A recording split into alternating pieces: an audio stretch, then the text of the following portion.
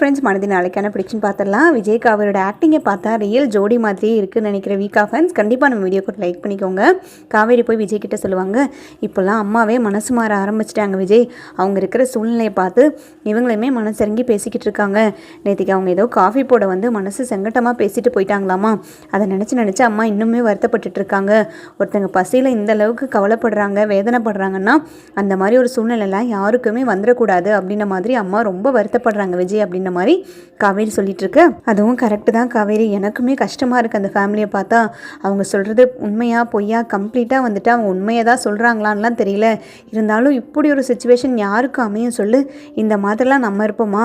கோடி ரூபாய் கொடுத்தாலும் இந்த மாதிரி ஒரு சூழ்நிலையெல்லாம் நம்மளால் ஒரு நாள் கூட இருக்க முடியாது. என்ன சொல்கிறதுனே தெரியல. அது போக இவங்களை ரொம்ப நாளைக்கு இங்கே வச்சுட்டு இருக்கவே முடியாது காவேரி. தாத்தா பாட்டியெல்லாம் வந்துட்டு ஏற்கனவே நிறையா வந்துட்டு ஃபீல் பண்ணிகிட்டு இருக்காங்க.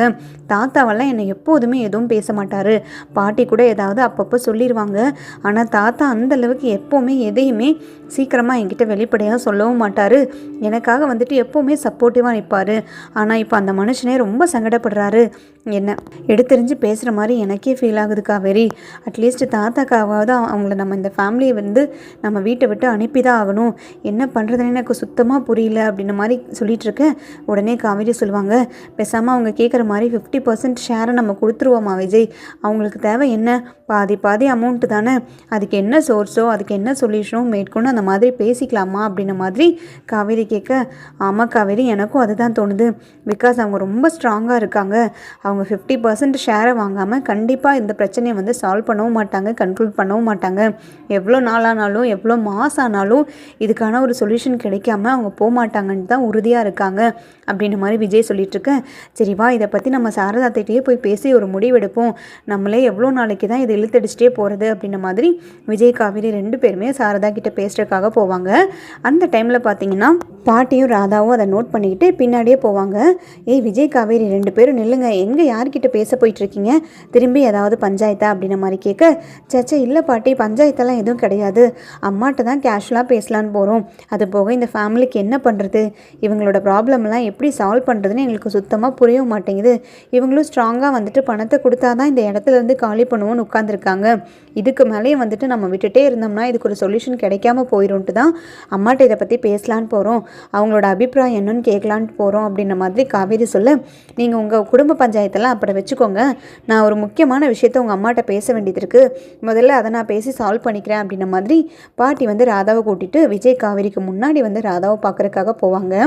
விஜய்க்கும் காவேரிக்கும் ஒன்றுமே புரியாது. என்ன திடீர்னு இவங்க ஏதோ விஷயம் பேசணும்னு சொல்லிட்டு நம்மளுக்கு முன்னாடி வேகமாக போயிட்டுருக்காங்களே, ஏதாவது பிரச்சனையாக இருக்குமோ? ஐயோ, எதுவும் அடி தெரிஞ்சு இவங்க பேசிடக்கூடாது. அத்தையோட மனசு கஷ்டப்படுற மாதிரி ஏதாவது வார்த்தையை விட்டுட்டாங்கன்னா திருப்பி இதை ப்ராப்ளமை சால்வ் பண்ணுறதுக்கு நம்மளுக்கு எவ்வளோ நாள் ஆகுமோ காவேரி? எந்த விதமான பிரச்சனையும் வந்துடக்கூடாது அப்படின்ற மாதிரி விஜய் சொல்ல, எனக்கும் அதே தாங்க பயமாக இருக்குது. நம்ம ஃபேமிலிக்குள்ளே ஏதாவது வார்த்தையை விட்டுட்டு அந்த வார்த்தையை மறைக்க முடியாமல், அந்த வார்த்தையை மன்னிக்கவும் முடியாமல் நம்ம அதை எப்போவுமே சுமக்கிற மாதிரி இருக்கும். இதெல்லாம் வேண்டாம் விஜய், எனக்குமே பயமாக இருக்குது அப்படின்ற மாதிரி காவேரியும் புலம்பிக்கிட்டு பின்னாடியே போவாங்க. உடனே பாட்டி, என்ன சாரதா, என்ன பண்ணிகிட்டு இருக்க?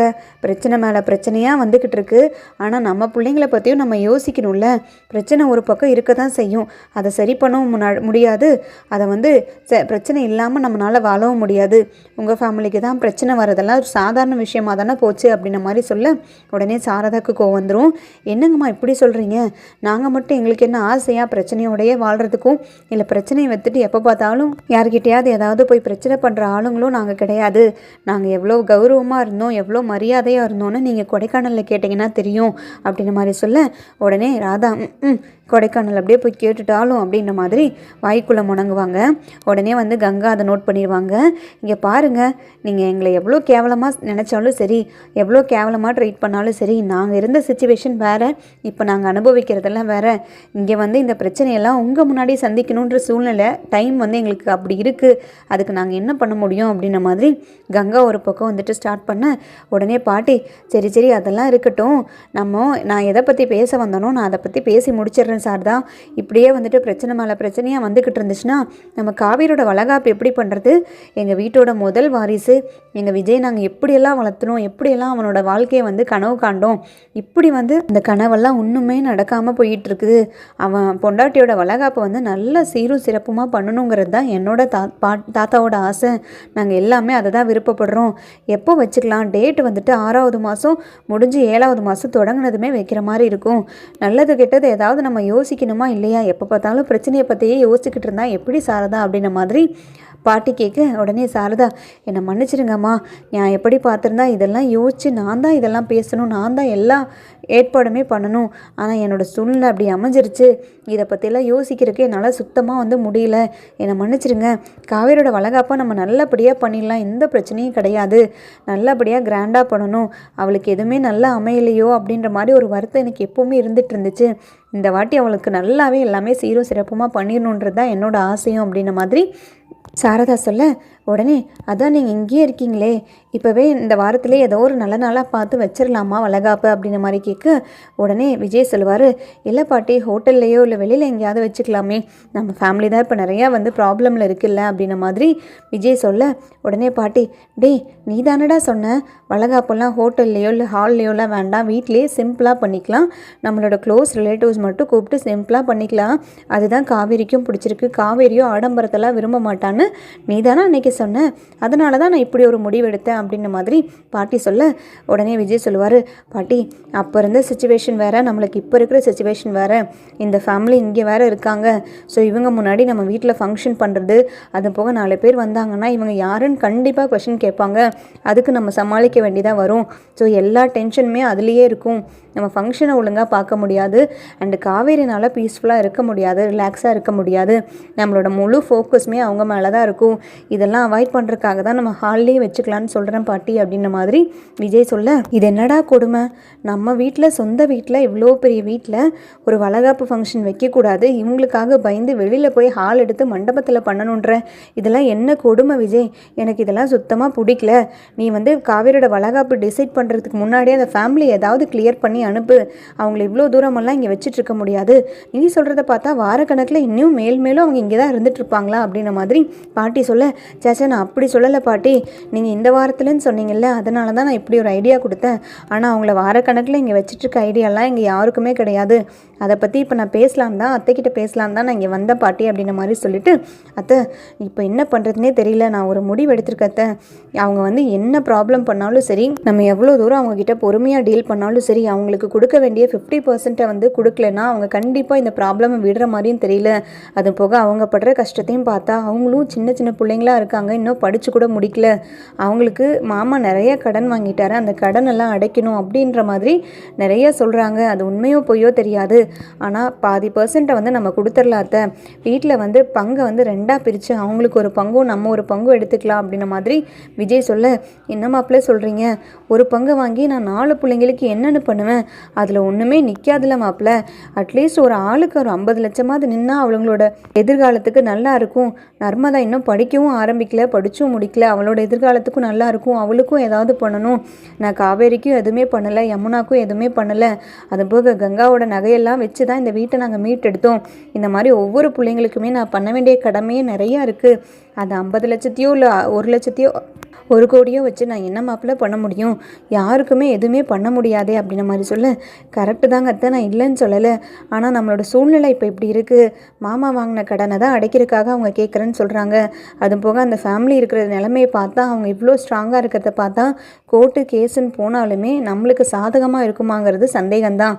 அதனால் அவங்க கேட்குற மாதிரி பாதி பாதியாக பங்கை பிரிக்கிறது தான் நல்லதுன்னு நான் யோசிக்கிறேன் அப்படின்ற மாதிரி சொல்ல, உடனே பாட்டியும் ஆமாண்டி சாரதா, அவங்களுக்கு கொடுக்க வேண்டியதை கொடுத்துடலாம், அவங்களும் பார்த்தா பாவமாக தெரியுது, அது போக இங்கே அவங்களுக்கு சேர வேண்டியது சேராமல் அவங்க இந்த இடத்த விட்டு காலி பண்ண மாட்டாங்கன்னு நினைக்கிறேன் அப்படின்ற மாதிரி பாட்டி ஒரு பக்கம் வந்துட்டு குரல் கொடுக்க, உடனே காவேரி, பாட்டி உன் வாயை மூடிட்டு நீ சும்மாரு, நீ எதுக்காக இப்படிலாம் பேசுகிறேன்னு தெரியும், நீ அவங்களுக்கு சப்போர்ட் பண்ணிட்டு இருக்கியா எங்கள் கூடவே இருந்துட்டு, அவங்கக்கிட்ட நீ அடிக்கடி நைஸாக போய் பேசிட்டு வரதெல்லாம் நான் கவனிச்சுக்கிட்டு தான் இருக்கேன், இந்த வேலையெல்லாம் வச்சுக்காத அப்படின்ற மாதிரி சொல்ல, என்ன காவேரி சொல்கிறேன், பாட்டி போய் அந்த பிள்ளைங்கிட்டலாம் பேசிக்கிட்டு இருக்காங்களா அப்படின்ற மாதிரி கேட்க, உடனே ஆமாம்மா அப்படின்ற மாதிரி காவேரி சொல்ல, உடனே சாரதா சொல்லுவாங்க, இருக்கட்டும் டி, நாளுக்கு நாள் ஏன் கல்லே கரையுது, பாட்டி கல் கரையாதான் என்ன, என் மனசே அதுங்களை பார்க்கும்போது கொஞ்சம் கொஞ்சமாக கரைஞ்சிட்டு தான் வந்துட்டுருக்கு. அதுங்க நடிக்கிறதுங்களா இல்லை நிஜமாவே அவங்க நல்லவங்களான்னு தெரியல. ஆனால் அவங்கள பார்க்கும்போது எனக்குமே நாளுக்கு நாள் கஷ்டமாக தான் இருந்துகிட்ருக்கு. மாப்பிள்ளை சொல்கிறது ஒரு விதத்தில் கரெக்டு தான். அவங்க காசு கொடுக்காம இந்த இடத்த விட்டு நகரவும் மாட்டாங்க, நம்மளே நிம்மதியாக இருக்க விட மாட்டாங்க. அவங்க கூட கூட்டு குடும்பமாக வாழ்ந்தால் 4 பேர் நம்மளை தான் காரி துப்புவாங்க. அதனால் இவங்களுக்கு கொடுக்க வேண்டியதை கொடுத்துடலாம் அப்படின்ன மாதிரி சாரதாவும் வந்து முடிவெடுப்பாங்க. உடனே சரிங்க அத்தை, இப்போவே அவங்கள கூப்பிட்டு நான் பேசிடுறேன், அவங்கள கூப்பிட்டு நம்ம முடிவை சொல்லிவிட்டு அடுத்தது என்ன பண்ணணுமோ பண்ணிடலாம்.